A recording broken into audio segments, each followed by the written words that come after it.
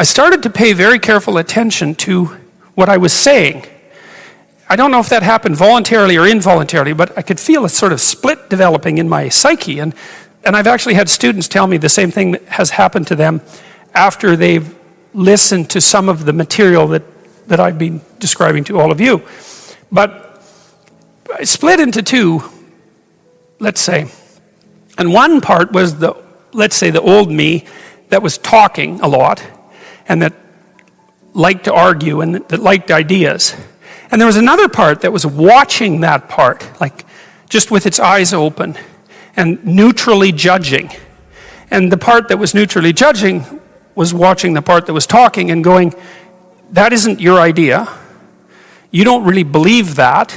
You don't really know what you're talking about.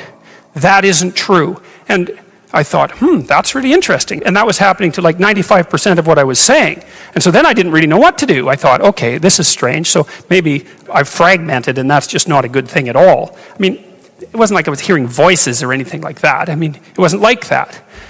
Well, people have multiple parts.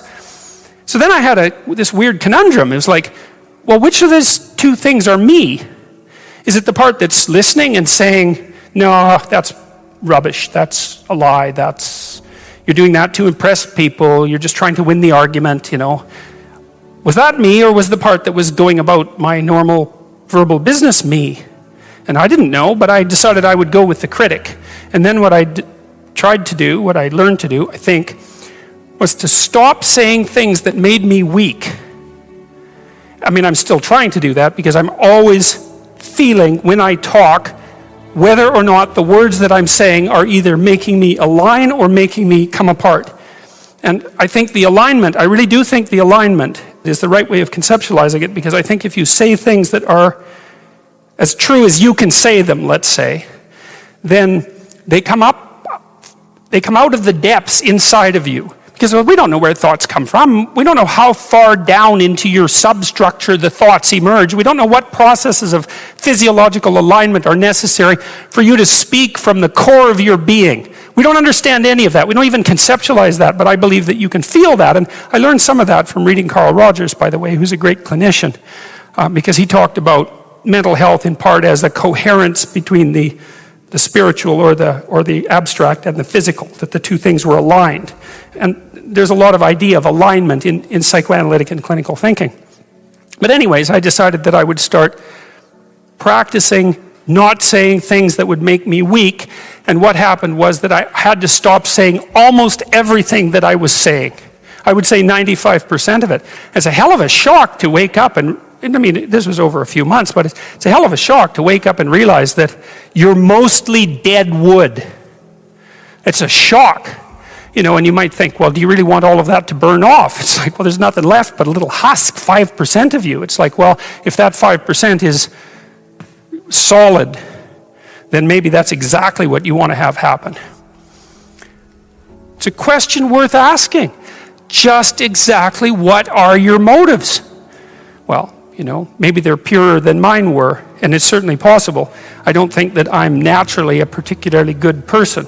I think I have to work at it very, very hard. And I don't necessarily think that everyone is like that. But some people are worse than that. And everyone's like that to some degree. So it's worth thinking about. Just how much trouble are you trying to cause? And the other thing you might think about is that if you're not doing something important with your life, by your own definition, because that's the game that we're playing, you get to define the terms, at least initially, maybe you're prone to cause trouble just because you don't have anything better to do. Trouble is more interesting than boring. That's something you learn if you read Dostoevsky. Dostoevsky knew that extraordinarily well. And so if you're not doing something, if you're not pushing yourself to the limits of your capacity, then you have plenty of leftover willpower, energy, and resources to devote to causing interesting trouble. And it's not self-destructive, because what it is an attempt to, it's like the diagnosis of an illness. It's like if that does happen to be the case for you, or to some degree, maybe it's only 10% of you or something, or maybe it's 90%, well then coming to terms with that is excellent, because then maybe you can stop doing it. And what would be the downside to that? You'd have to give up your resentment, obviously, and your hatred and all of that, and that's really annoying because those emotions are very they're easy to engage in, and they're engaging, and they have this feeling of self-righteousness with them, and that goes along with them. But you're not doing this in order to put yourself down. You're doing this in order to separate the wheat from the chaff, and to leave everything that you don't have to be behind.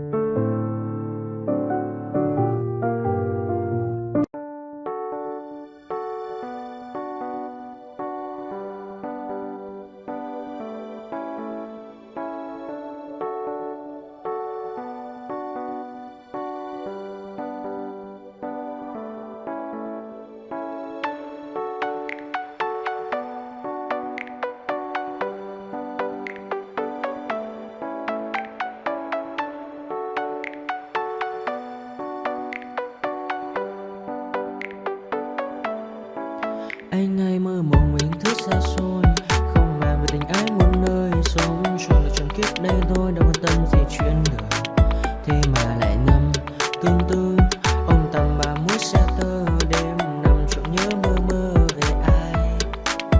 Thì ra anh yêu rồi, từ ánh mắt nụ cười, từ đôi môi gọi mưa sao xuyến lòng anh.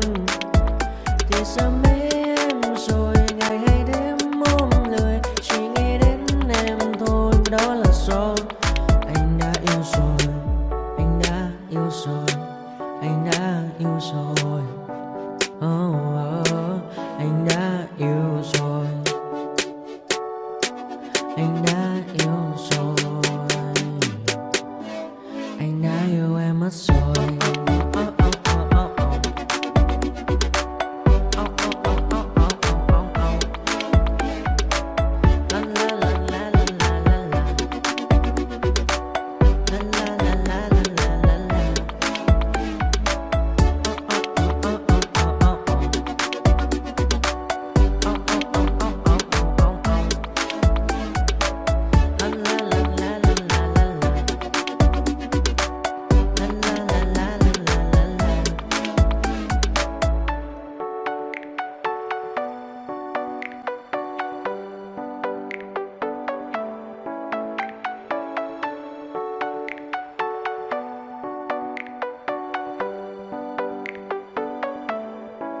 Anh hay mơ mộng mình thức xa xôi, không màng về tình ái muôn nơi, sống cho là trọn kiếp đây thôi, đâu quan tâm gì chuyện đời.